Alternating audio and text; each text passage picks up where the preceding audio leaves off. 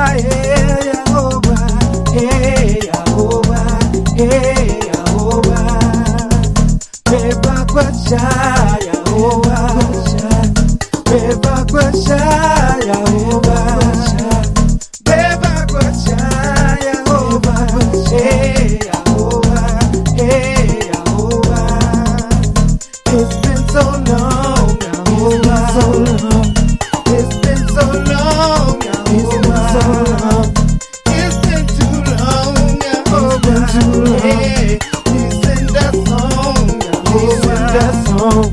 Don't let the heathen defeat us. Let not the Gentile defeat us.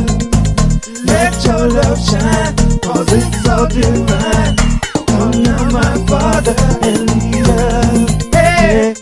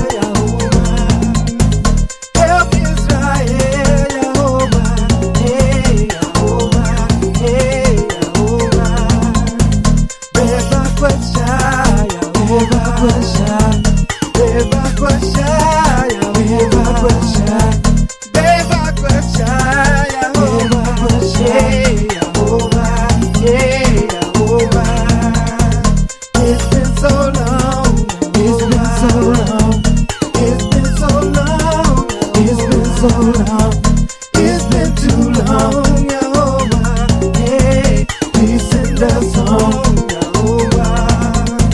Don't let the heathen defeat us. Let not the Gentile defeat us. Let your love shine, 'cause it's so divine. Come now, my Father, and lead us. Hey,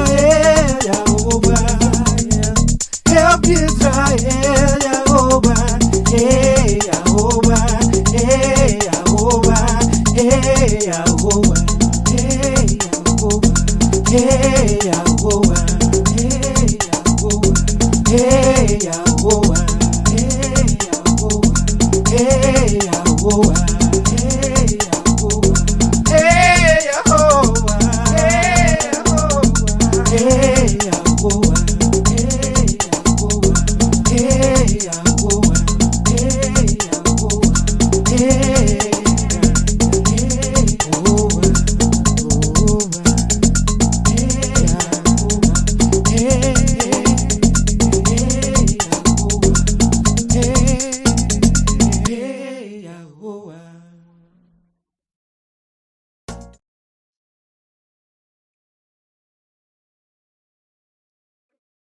All right.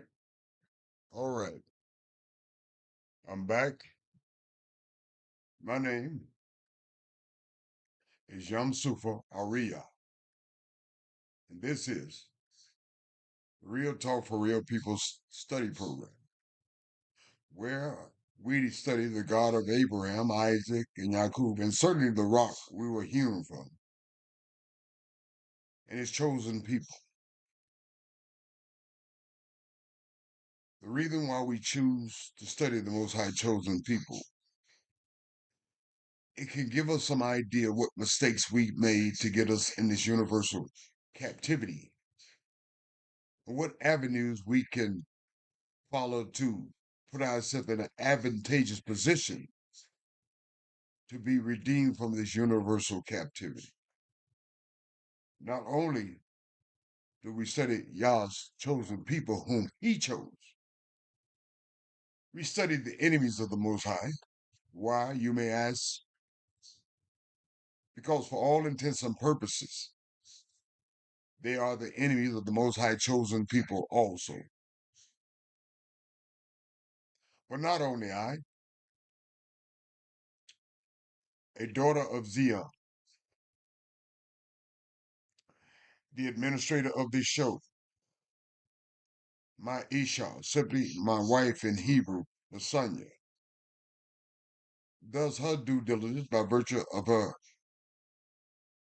keeping the program in order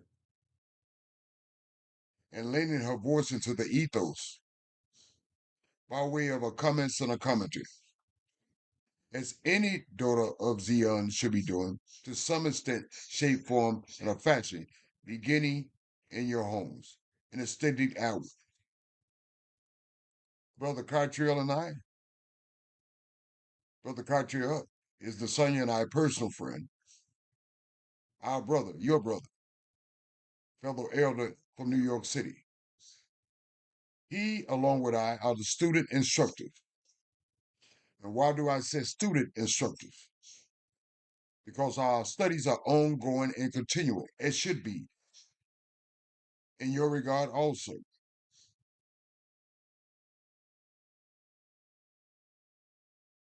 It is not the responsibility or onus on Nasanya, Brother Cartier, and I.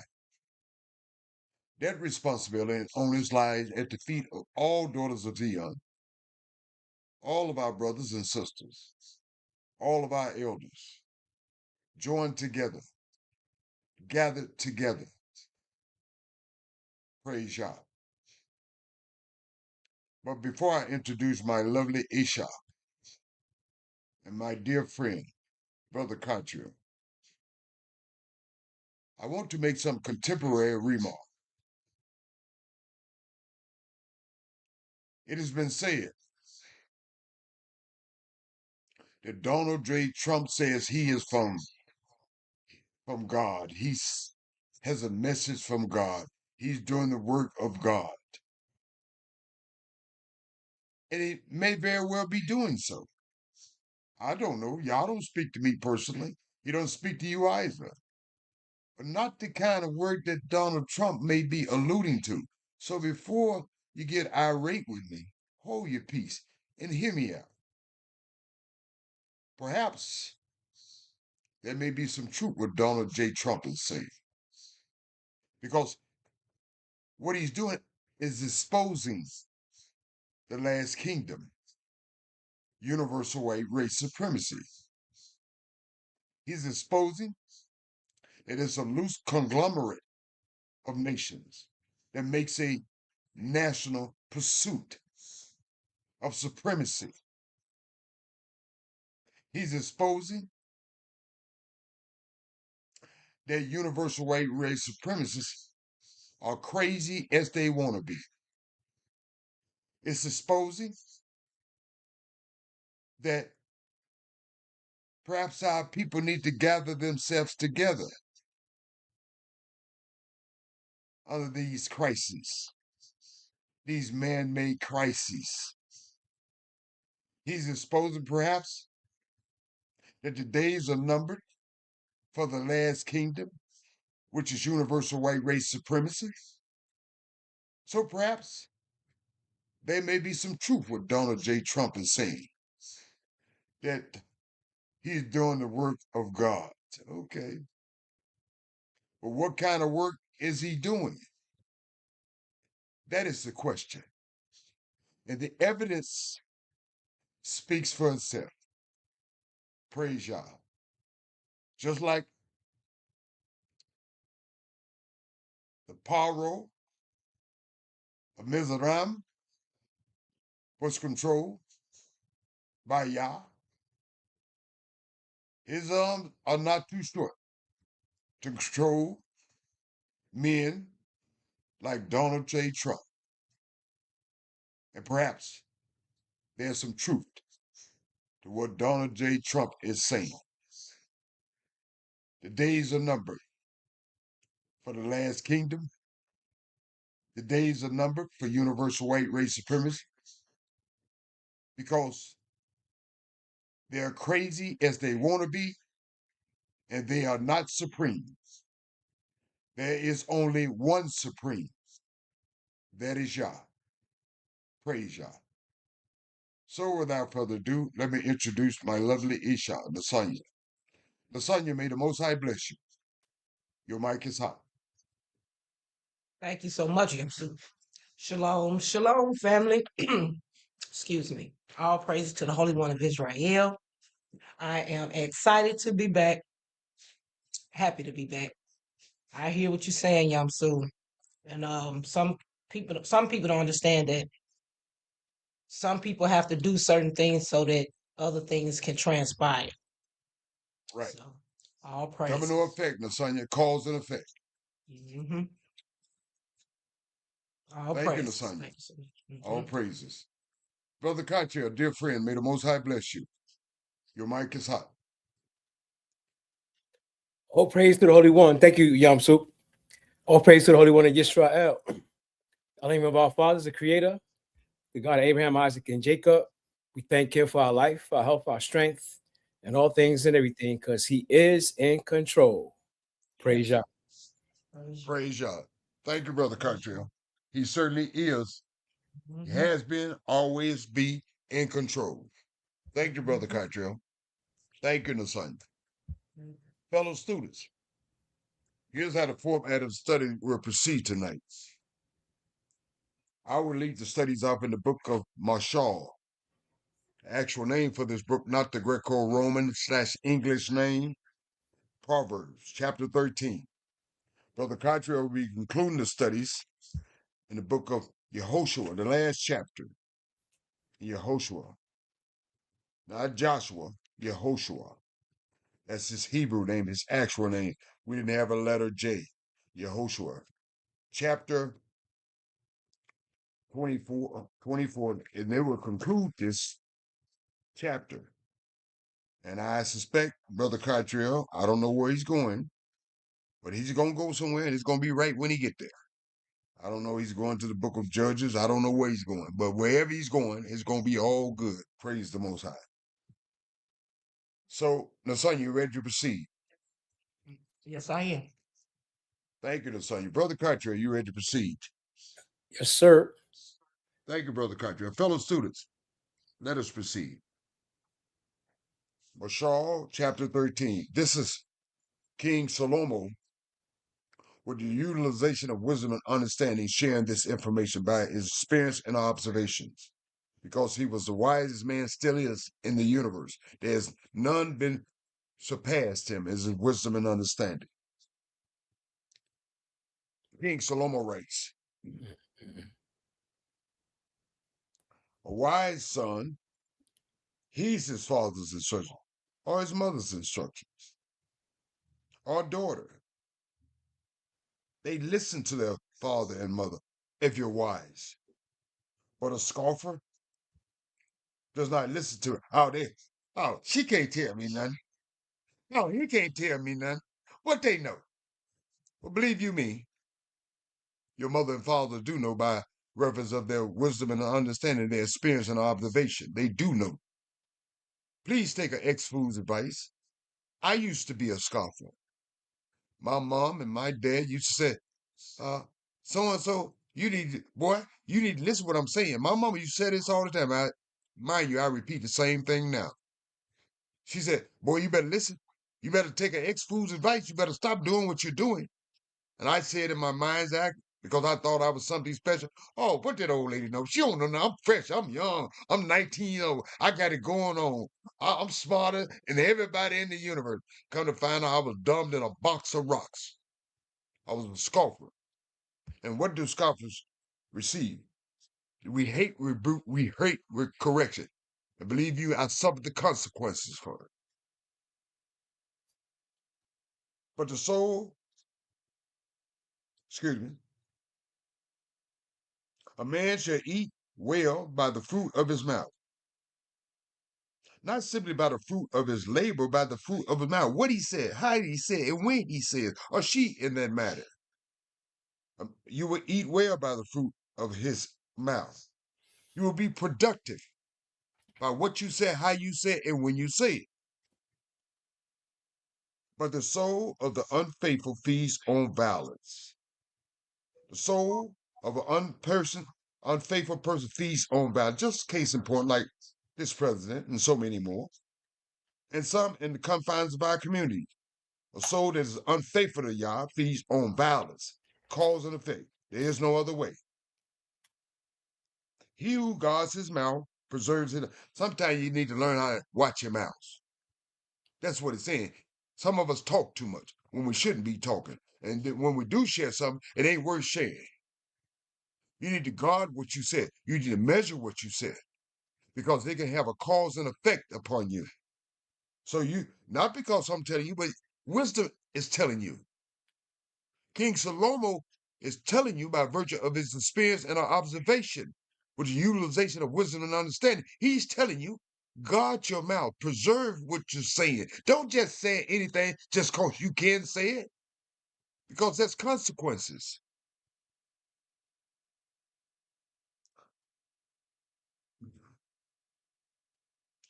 But the soul of the unfaithful feeds on violence. A soul that is not connected with the Most High, that is not connected with wisdom and understanding, they feed on violence. As I mentioned, case in point, like Donald J. Trump and the likes of him, and some within the confines of our communities. They are unfaithful to the Most High, and they feed on violence. He who guards his mouth preserves, again, his life. But he who opens wide to them shall have destruction, cause and effect. People that are not cognizant what they're saying, how they say it, when they say it, think they can get away with saying anything. But the words that come out of your mouth can have repercussions upon you. He who opens wide his lip shall have destruction, cause and effect. A soul of a lazy man desires and has nothing, meaning they want everything, but they ain't putting in no work to do anything.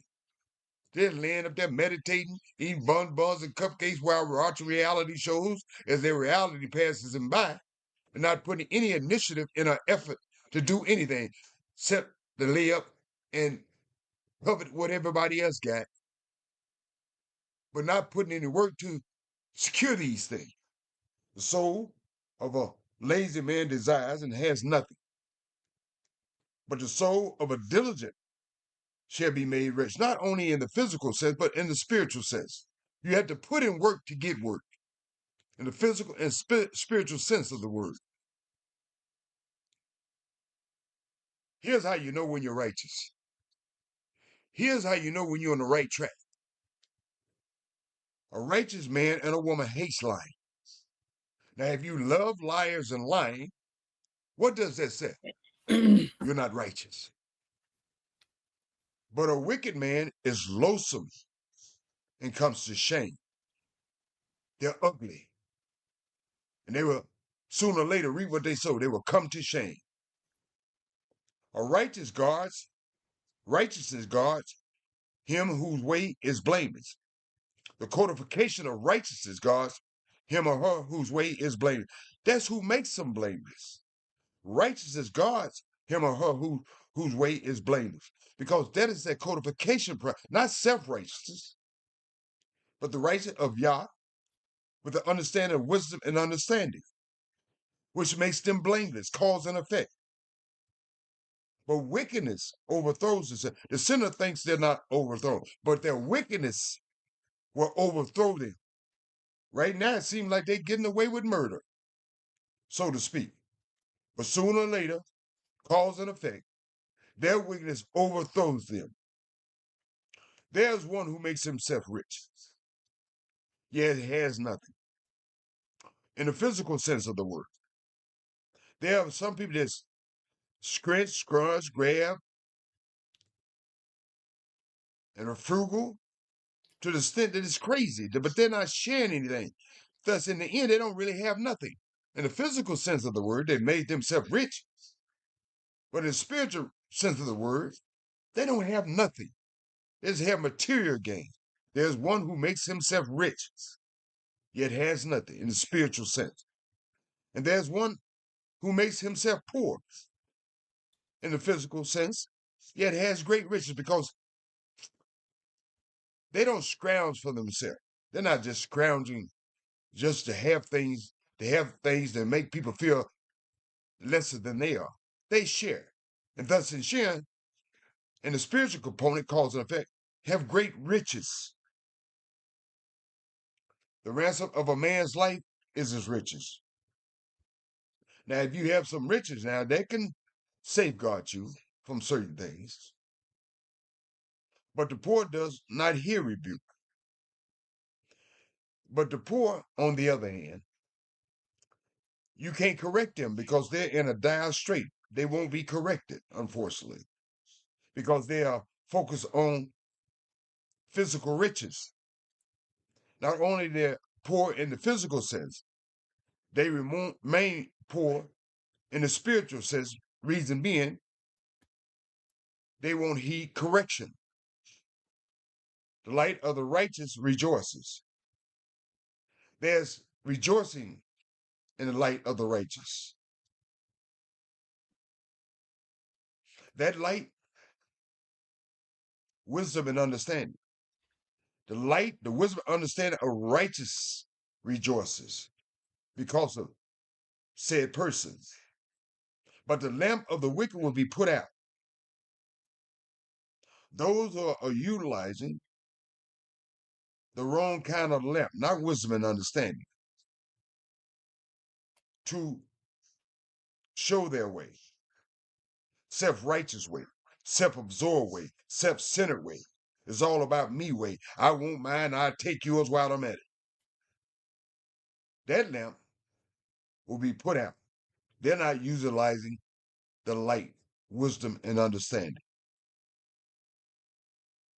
But pride comes to nothing but strife. Anybody that's full of pride, I know they talk about pride all the time, gay rights pride, all kind of pride, and this and that and the other. But wisdom says, but pride comes in nothing but strife, trouble. But with the well-advised is wisdom, humility. Listen to counsel, taking heed of counsel. Just like in the beginning, a wise son or daughter heeds his mother or father instruction. But a scoffer or fool does not listen to a correction.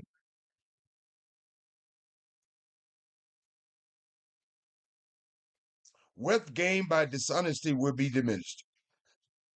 Speaking from my personal experience and observation, wisdom and understanding has hit the mark. What I didn't know, y'all, I was living in food's paradise. I thought I was better than sliced bread. I coveted what somebody got and I took it. Well, that's dishonest gain. Will be diminished. And it was here today and gone tomorrow. Speaking from an ex-fool's advice, wisdom is telling you correctly. Wealth gained by dishonesty will be diminished in the physical and spiritual sense of the word. But he or she who gathers by labor will increase. He or she who gathers by their own labor, honesty, will increase that labor, be it physical and or spiritual.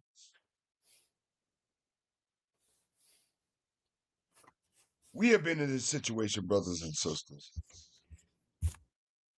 And what I mean by that, hope deferred makes the heart sick.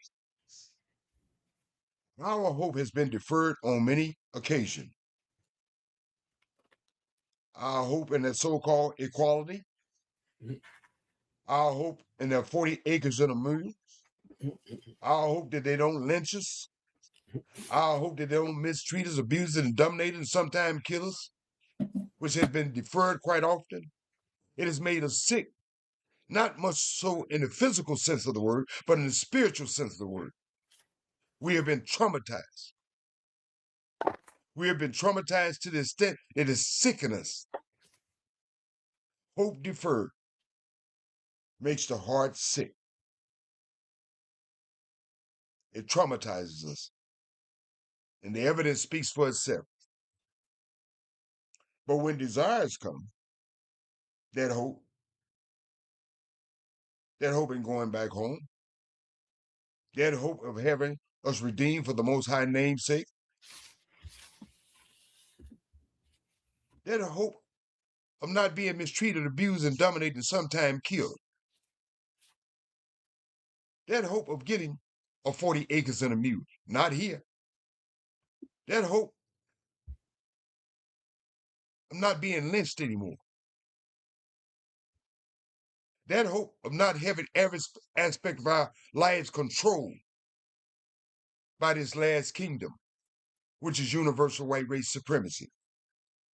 When that desire comes, we haven't saw it yet in totality. But when it comes, it is a tree of life, a tree of real life. Not only in the physical component, but certainly in the spiritual component. Go ahead, Donald Trump, do your thing. Perhaps it will make our brothers and sisters learn to humble themselves, love the Most High with all their heart, mind, soul, and strength, and their brothers and sisters as themselves, and to compel us to gather ourselves together so we can be that, see that tree of real life, what real freedom looks like. Not living life as fish in fish bowls, or perhaps crabs in crab baskets. He who despises the word will be destroyed. What word? Yom Sufa's word? No. Cottrell's word? No. Lasagna's word? No. Wisdom and understanding. They help facilitate the word of Yah. If you despise Yah's word, you'll be destroyed. Not only in the physical sense of the word, but certainly in the spiritual sense of the word. He who despises the word will be destroyed. Cause and effect. On the other hand, he or she who fears the commandment will be rewarded. You fear the codifications of the Most High. You fear the instructions of the Most High. You fear the commandments of the Most High, meaning you will apply yourself to them. Thus, as a result, you will be rewarded. The law of the wise, not their own law, the law that they utilize, the codifications of the Most High, is a fountain of life. To turn away from the snares of death, it helps facilitate you turning away from the snares of death, be it the physical, and certainly in the physical sense, but most certainly in the spiritual sense of the word, as far as your souls are concerned. Good understanding gains favor. That's why we all pray for wisdom and understanding. Good understanding gains favor. But the way of the unfaithful is hard. People that live life unfaithfully, their way is hard, cause and effect. And they don't even understand the dynamics of what's going on. Why life so hard for me? Because you're unfaithful. You're unfaithful to Yah. You're unfaithful to wisdom and understanding. Thus is the cause and effect, or domino effect. Your way is hard. Every prudent man acts with knowledge, the knowledge of wisdom and understanding, and the word of Yah. But a fool lays open his folly. Well, what does it mean by that? Every prudent man or woman acts with knowledge. They are conservative. They are prudent. They are cognizant. But a fool lays open his folly, meaning, oh yeah, man, I went and slept with that man wife, man. Yeah, yeah, yeah. And I went on that stove, old lady pee lawnmower out of backyard. Yeah, and I sold some dope in the neighborhood. I sold everything I had. I sell some. I'm looking for a real.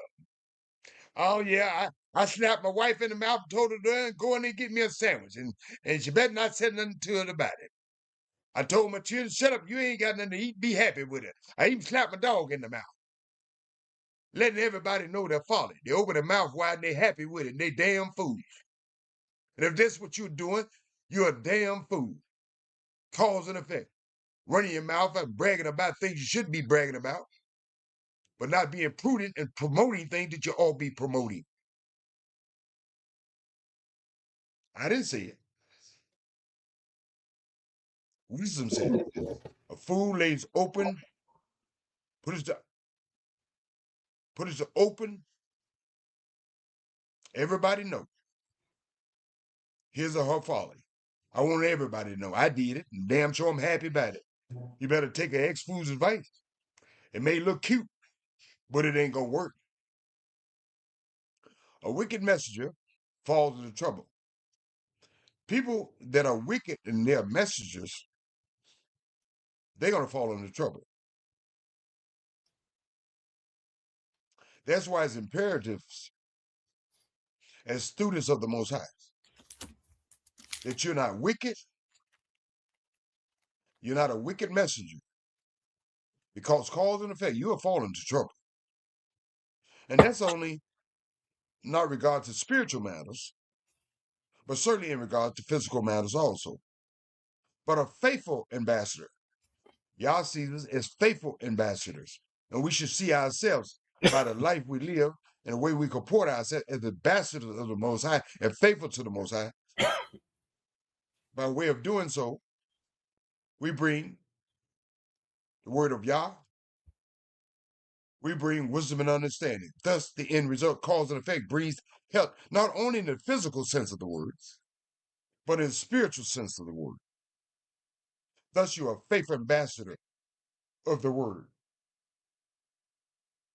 Poverty and shame will come to him who disdain correction. Any person that disdains correction can't be corrected. The domino effect of that is poverty and shame. Why? Because they can't be corrected. They disdain correction. But he who regards the rebuke will be honored.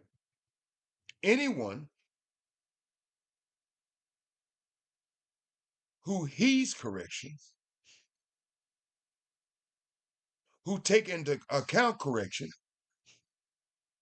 who do a course correction, will be honored. Cause and effect. A desire accomplished is sweet to the soul. Just like Nasanya, Brother Cartier, and I do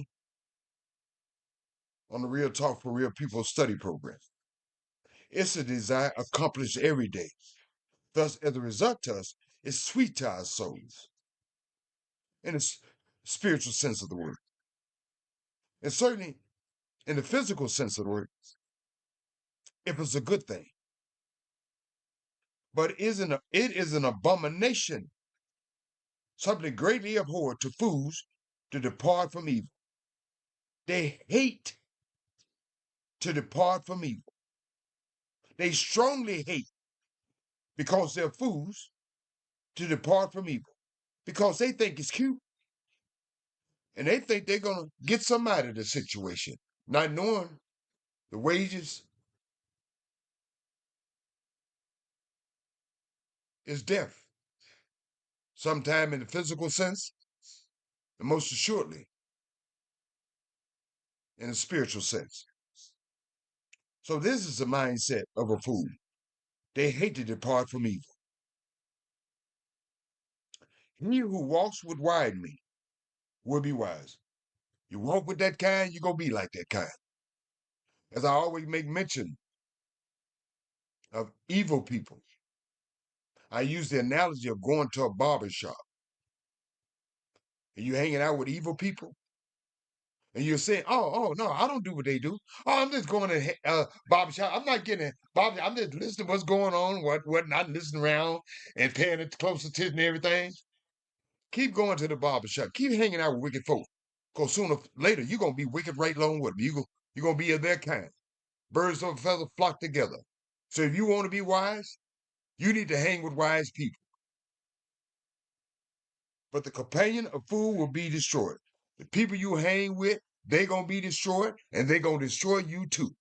It's inevitable. It's a domino effect. That's what wisdom is saying. You know what pursues sinners?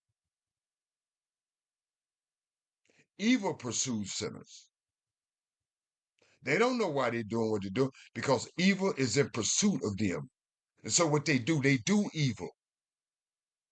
If you're a sinner, you're outside the context and construct and the codification of the Most High. There is no other kind. There may be some good people, but surely on the other side, you're not utilizing the word.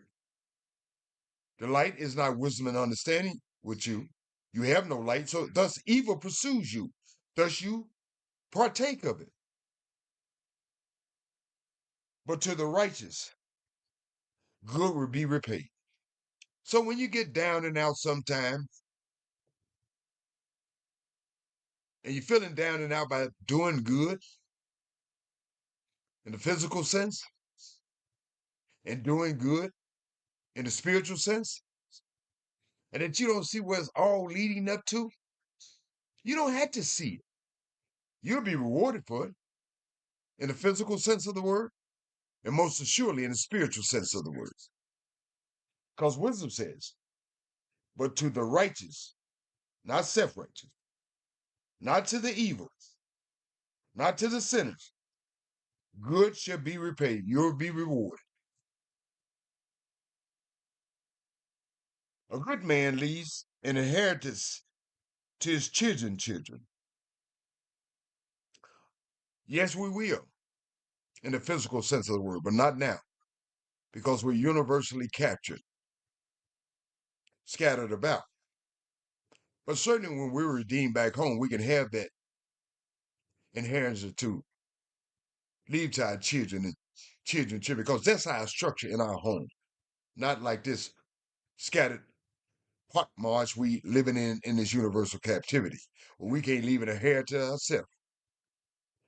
But you can leave an inheritance by way of the Most High, where you can leave them some precious treasures by way of wisdom and understanding, way beyond gold, rubies. You can instruct them by the word with the light, wisdom, and understanding. You can leave them an inheritance that they cannot even imagine if you train your children, you correct your children. Thus, you can leave them an inheritance by way of the word, by way of wisdom and understanding.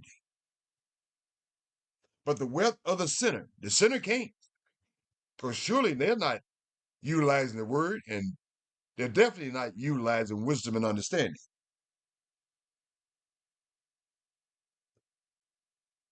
The wealth of the sinner, all day they may be scrunching, stealing, robbing, Peter to pay Paul, stealing Miss Pee-Pee lawnmower out of backyard, and coveting fornicating, adultering, murdering, and so on and so forth. They may be doing all that. They may be storing up some wealth. But the wealth they're storing up is for the righteous. Cause and effect. Take an ex-fool's advice. I used to be like that. I don't look down on people. I used to be worse than them. That's why I tell people, I'm not worried about the skeleton in other people's closet.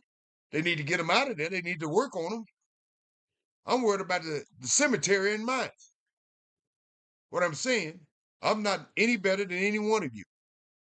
But the Most High makes anyone better by course correction and confession, by heeding counsel, by heeding the word of Yah, by heeding the word of wisdom and understanding.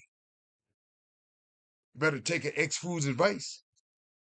I'm telling you by my experience and observation.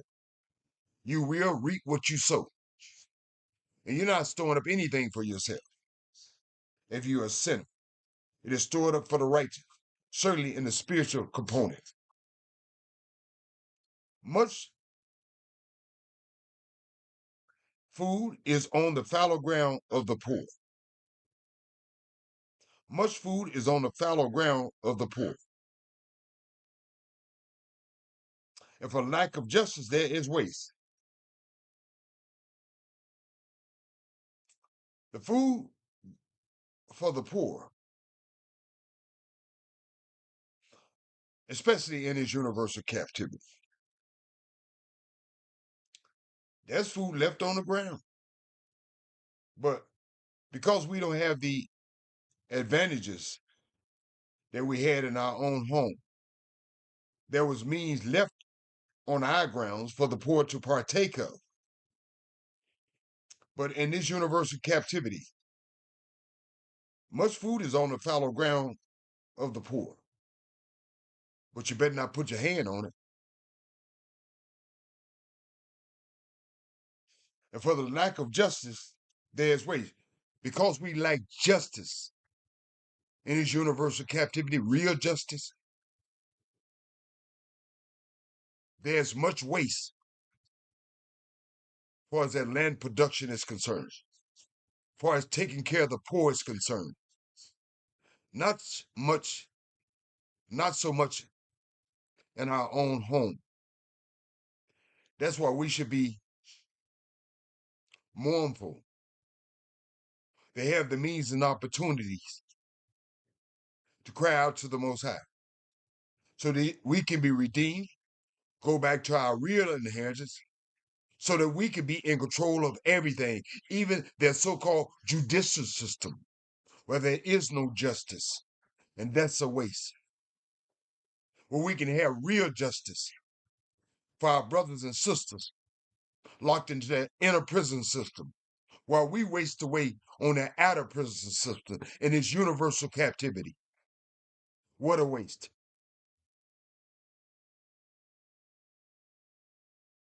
Now, if you're feeling some sort of way, brothers and sisters, about chastising your children, there's a cause and effect for that. I had to get on one of my babies one time. Her mother called me. She was getting sassy with her mama. She said, "You need to talk to your daughters." I went over to correct my daughter. I said, "Call her down." She called my daughter down. My daughter didn't pay no mind, like she went in the house. I called her down. I said, "You better get on down here." I said, "If you don't get on down here, I'll be throwing you on down here. Y'all can see, y'all can be a guest all you. I don't play with my children because I love them. I don't sugarcoat it because I love them. Okay?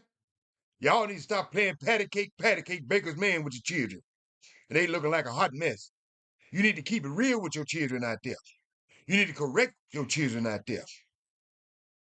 And thus, if you correct them, they can have a course correction. If you don't correct them, they won't have a course correction. My daughter corrected her. And I told her when she got there, I said, "Let me tell you something, little girl." I said, "Now, between you and your sister, I could have called you all kind of names. I could have sexually abused you. I could have physically abused you. I could have whooped you 100 times a day. I said, but I didn't do that. I said, because I didn't see y'all as animals. I feel that I can instruct you and you heed counsel. I said, between this one hand, I said, look at me now. I said, I spank you and your sister. I got 3 fingers left over. I said, maybe I should have called you some bad words. Maybe I should beat you till the black was off of you.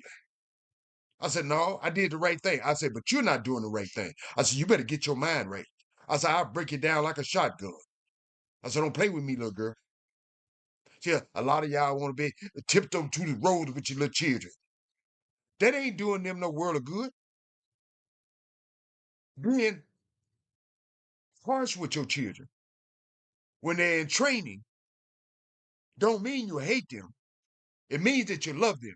Case in point, let me make this example to you, and I conclude. You see a mother and a father. They're in their yard. They're laughing, talking, loving on one another. And little Bobby and little Susie, because they don't heed the construction of their mother and father, they run out into the middle of the highway, cars running back and forth. What you gonna say? What you gonna say? Come here, little Bobby. Come here, coochie, come on now. Come on now. You gonna say, show behind out that street. Boy, I whooped you out that street. There's a time and place for everything under the sun. There's a time to be loving, and there's a time to be corrected. And we need to learn how to correct in our community. Reason being, the evidence speaks for itself. But here's what wisdom says. He who spares his rod hates his son. If you spare correction, you hate your son or daughter. But he who loves his sons or discipline him promptly. Get right on it. Don't patty cake baker's man with them. Get right on it because they're in training. They're not sent here to train you. They're sent here to be trained by you. You need to do your training and do it promptly. That's what wisdom said. And if you're going to get mad at somebody, you get mad at wisdom and understanding. The righteous eats to satisfy his soul. A righteous man or woman, they don't eat to be gluttonous. They don't go into these restaurants, go to these places where they got a restaurant where you can go up and serve yourself. I've seen people go up, and some brothers and sisters go up there and come back with 5 plates and don't eat all 5 of them. I don't eat like that. You shouldn't eat like that. If you're going to eat what you can eat. And then we all wonder, well, I got diabetes. I got high blood pressure. I'm fat. Why? Because you're not eating to satisfy your soul. You're eating just because it's there. That ain't going to help you in the physical nor in the spiritual sense of the word. Eat correctly. Don't eat just because it's there. Praise y'all. Thank you, wisdom and understanding. And certainly thank you, King Salomo.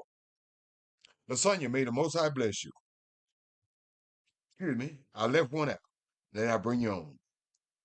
But the stomach of the wicked shall be in want. As a case in point I just made. They eat and eat, they still ain't satisfied. You can eat 100 chickens and you still ain't satisfied. In the spiritual sense, physical sense of the word. Certainly, in the spiritual sense of the words, being gluttonous ain't gonna help you physically nor spiritually.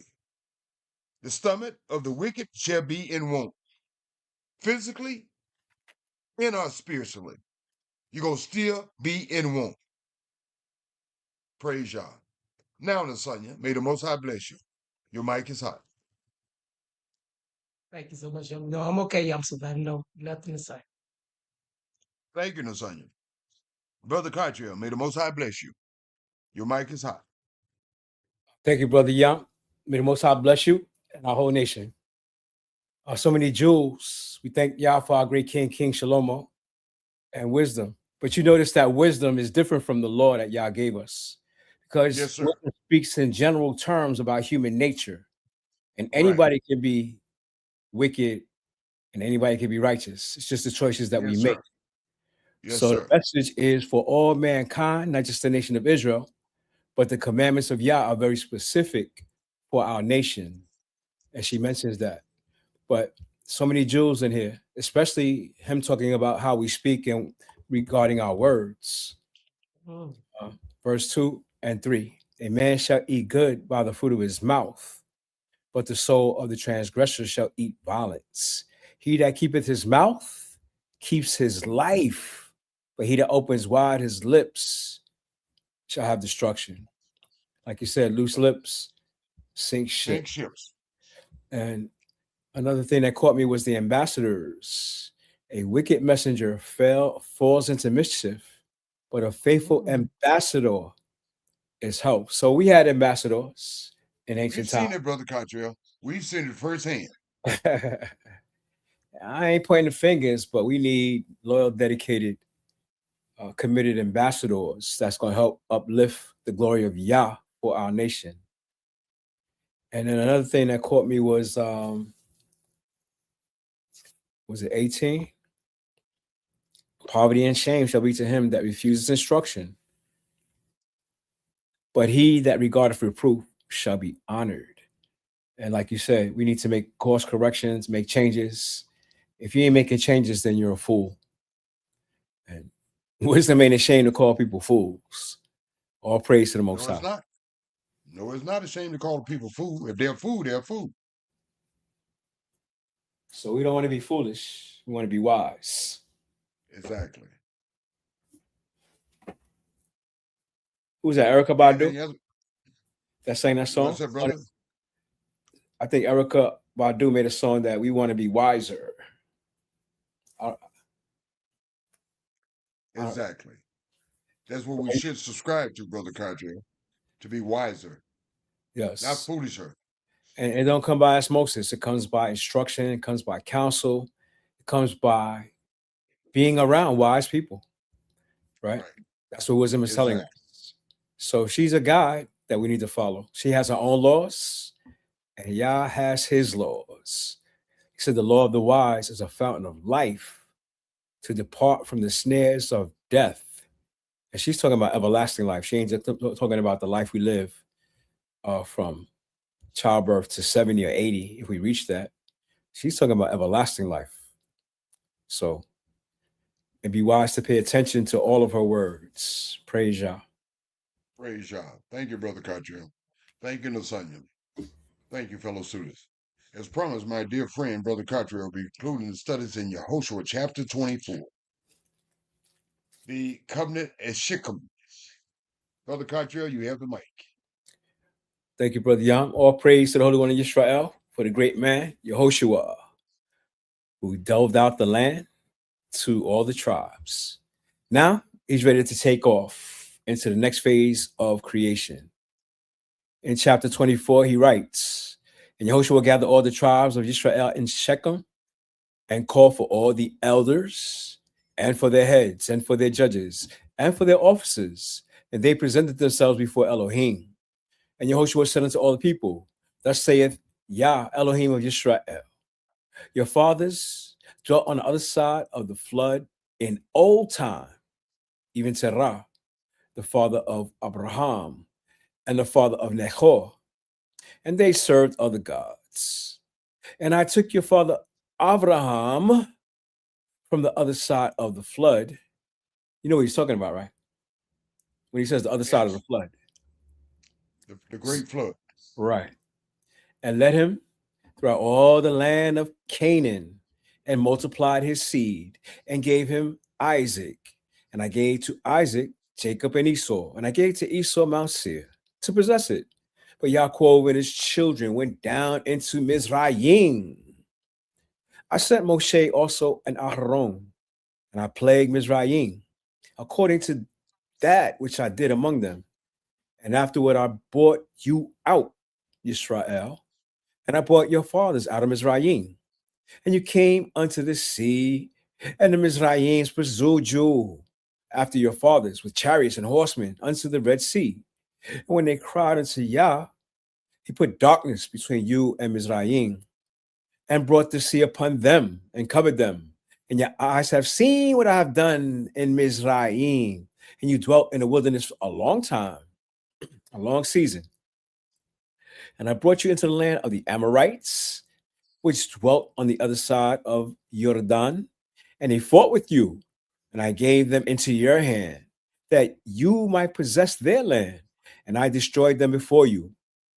Then Balak, the son of Zippor, king of Moab, arose and warred against Israel, and sent and called Balaam, the son of Peor, to curse you. But I would not hearken to Balaam. Therefore he blessed you, and blessed you still.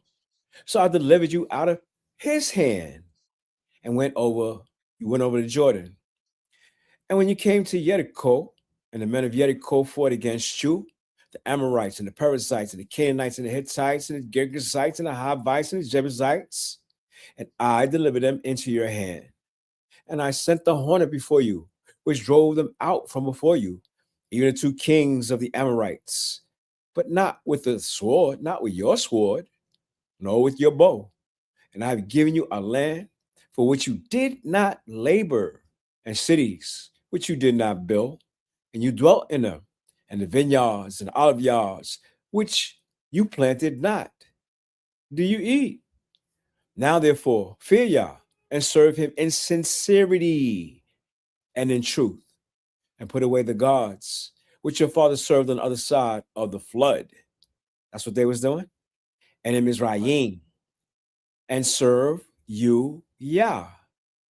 If it seem evil unto you to serve Yah, choose you this day whom you will serve, whether the gods which your father served that were on the other side of the flood, or the gods of the Amorites, in whose land you dwell.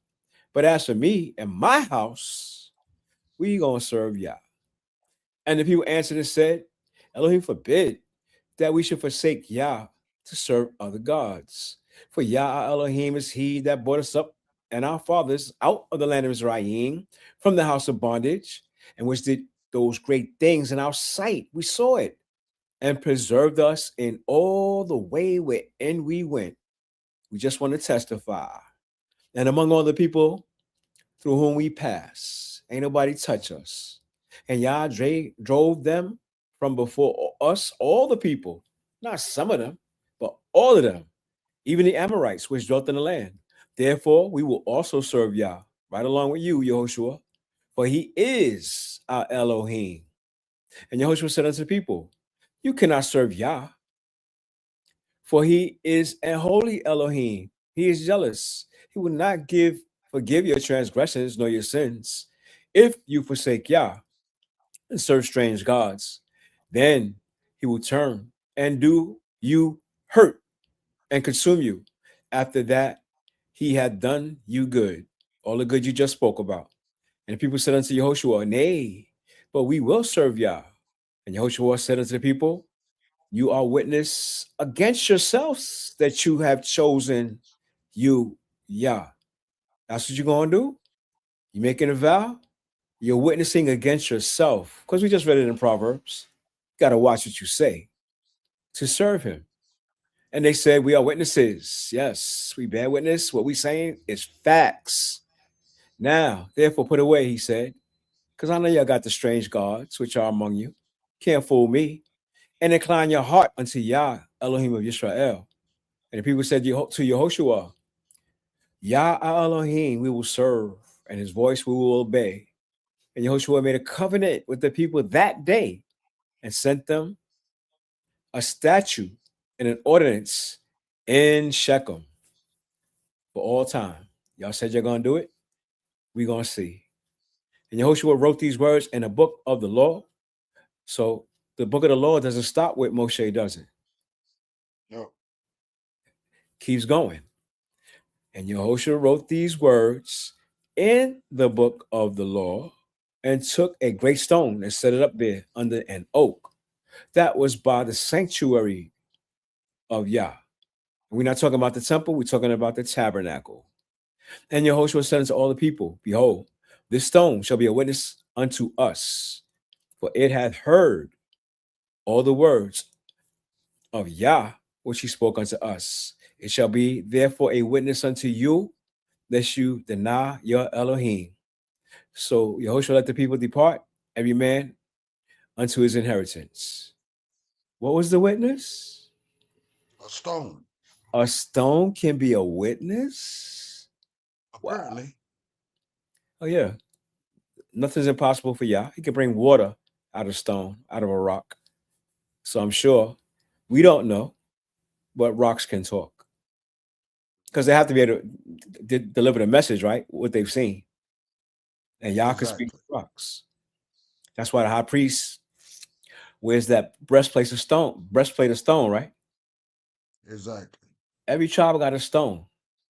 And when that priest wears that breastplate of stone, he can tell which tribe is off by the stones on his chest. Did y'all know that? Yeah, that stone is speaking. Oh, yeah. In the 29th verse, it says, and it came to pass after these things that Yehoshua, the son of Nun, the servant of Yah, died. Wow. Being 110 years old. So how many years did he serve? 110 years. He was 40 when he took over, right? Or was he 80 when he Exactly. took over? He took over when he was 80. 90, 110. And they buried him in the border of his inheritance in Timnath Serah, which is in Mount Ephraim, on the north side of the hill of Gaash. And Israel served Yah all the days of Yehoshua and all the days of the elders that outlived Yehoshua, and which had known all the works of Yah that he had done for Israel. So after Yehoshua died, there were elders that were still there that held the line. And the bones of Yosef, which the children of Israel brought up out of Mizraim, buried they in Shechem, right alongside his brother Yehoshua, or his father, because we all come from Joseph. An apostle of the ground which Jacob bought of the sons of Hamor, the father of Shechem, for 100 pieces of silver. And it became the inheritance of the children of Joseph. And Eleazar, the son of Aaron, died, and they buried him in a hill that pertained to Phinehas, his son, which was given to him in where? Mount Mountain of Ephraim. Ephraim. So they all pretty much was buried together. I wonder if Mhm. archaeologists are looking for their bones. They probably are. And I hope they never find them. Praise Yah. You and I too. Praise Yah. Brother Cartier, you did such a excellent job at being thorough. Mhm. I see no need of being repetitive, other than to encourage the students to be redundant and go back over your studies and meditate on your studies. Lasagna, any comments on the commentaries? No, none at all. Thank you, Lasagna. Brother Cartier, any additional comments on the commentaries? I got a question. Who did Yehoshua leave in charge? He didn't leave anyone in charge. The elders. Oh, Yeah, yes, the elders. the elders. They were supposed to keep it. You're correct. The elders. That's the first ones he Mhm. called. So they honored the elders back in that day. And we hope it returns to that. Yeah, because that gives us verification and validation, Brother Cartier. Praise Yah. Praise Yah.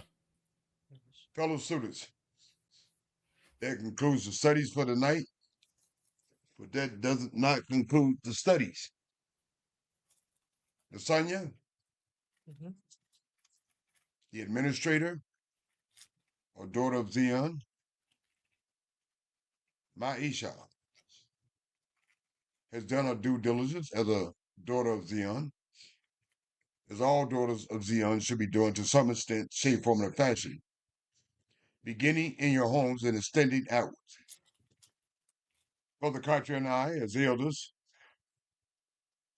we've done our due diligence and more obligation as elders, as all elders of the nation should be doing to some extent, shape, form, and a fashion, beginning in your homes and extending outwards, instructing the nation.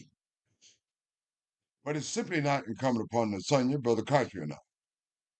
It's incumbent upon each of us to do our due diligence in our studies and take our studies seriously. Take these instructions If you need a course correction, only you know and make the course corrections. Cling to these instructions. Trust these instructions. Rely on these instructions. Let these instructions be your pathways, utilizing the light, wisdom, and understanding. You have been misguided, misinformed.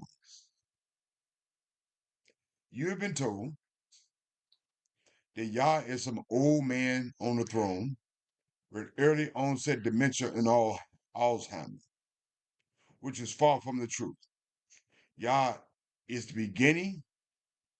Yah is the doing. Yah is the after. Yah is forever. Yah is continual. Yah doesn't need anything new, and he certainly doesn't need a trifecta. Yah don't need us. Yah won't change for us. We need Yah. We need to change and accommodate for Yah. Simply said, the word of Yah is universal. It has been ongoing from its very conception. This universe has been in existence from its very conception, is working. His word is working. Simply said, it doesn't matter what you and I think or anyone else. The word of Yah is forever. And for you individually to see some results of that word, you have to utilize the word of Yah. You have to activate the word of Yah for yourselves. Simply said, the word of Yah for yourselves individually, it works if you apply it. It works if you utilize it. It works if you put it to work. Praise Yah and bless his holy name. So without further ado, I will ask my dear Isha Nasanya to say her shalom's good night. Brother Cottrell to say his and close it out for the night. Praise Yah. Nasanya, may the Most High bless you. You have the mic. Thank you so much. Shalom and good night, fam. Thank you, Nasanya. Shalom and good night. Mhm. Brother Cottrell, dear friend, you have the mic.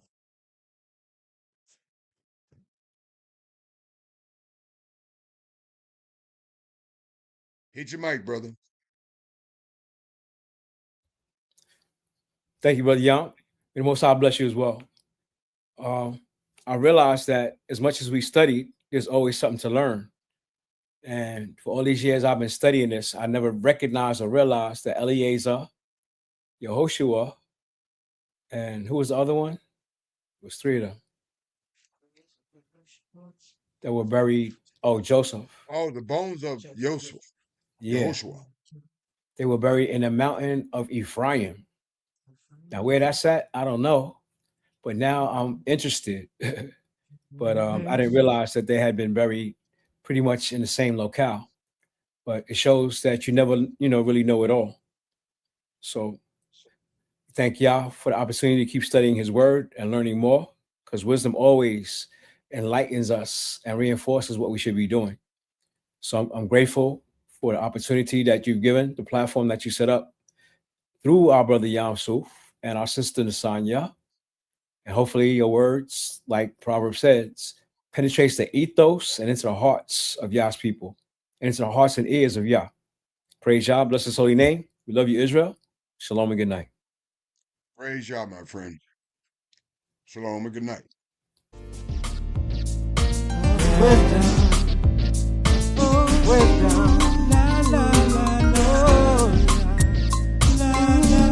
Wisdom as unit 7 pillars.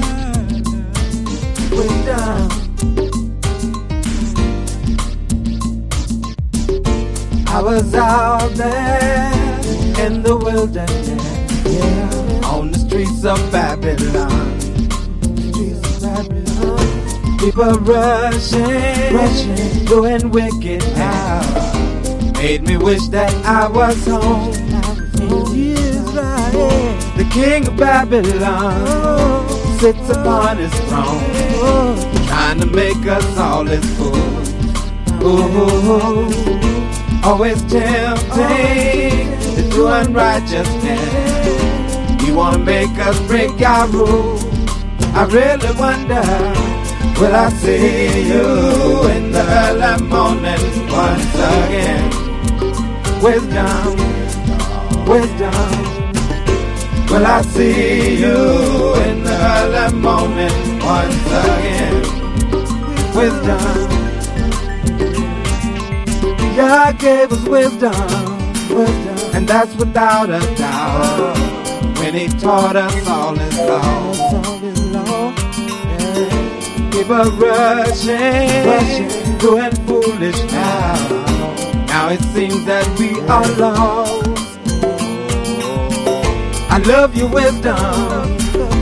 Won't you stay with me? Hold me in your arms so tight, with all your might. Nasty Lucifer will get you, that's for sure. Hold on to wisdom, that's your life.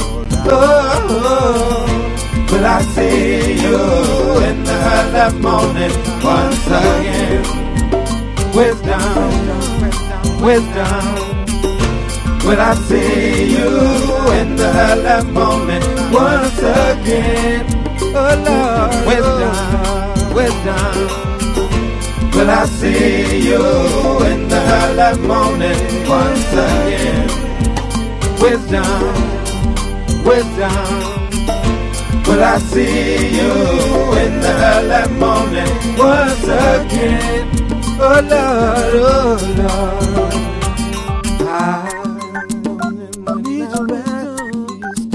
I need to go with you. Oh,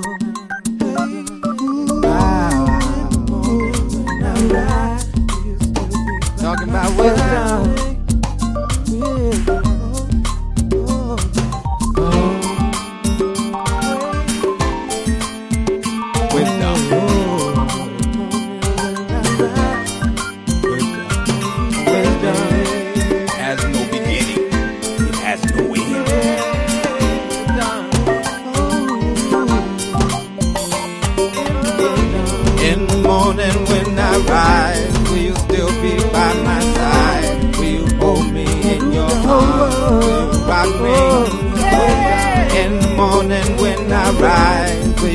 Be by my side. Will you hold me in your arms? Will you rock me?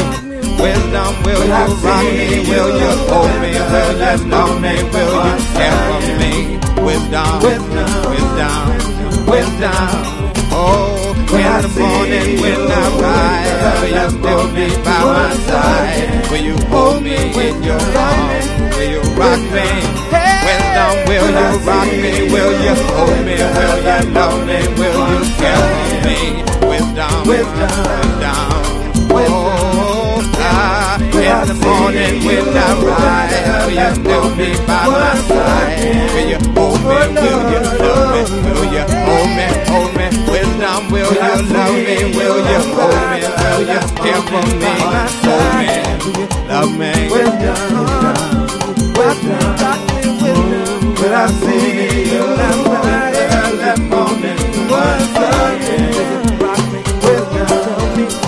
What's a good thing in life? Will I see you in the early morning once again? Will I see you in the early morning once again? Will I see